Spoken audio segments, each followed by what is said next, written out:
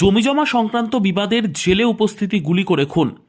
উস্তি থানার বাগারিয়াতে জমি সংক্রান্ত বিবাদের জেরে চলল গুলিতে নিহত ব্যক্তি বুদ্ধদেব হালদার, উস্তি থানার শ্রীচন্দা গ্রাম পঞ্চায়েতের চকদেবী ঘোষ এলাকার বাসিন্দা।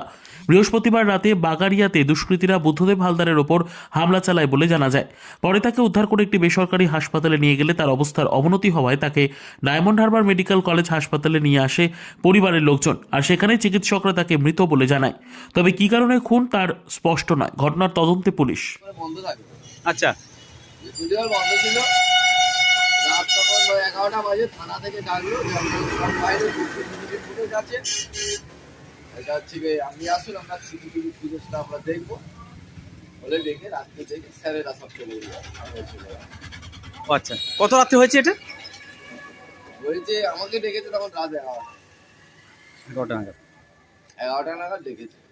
তো আপনার সিসিটিভি ফুটেজ ছিল? কিন্তু এদিকে তো যায় না, এটা শুধু আমার এই ফ্রন্টের জন্য। আচ্ছা আচ্ছা, মানে কি শুনলেন এসে? এসে ওই স্যারেরা যাই বললো মার্ডার হয়ে গেছে, এখানে নিয়ে গেছিল সমাধান নাথ আগের হাটে, ওখান থেকে আবার নিয়ে গেছে ডায়মন্ড হারবার। ওখানে মারা গেছে।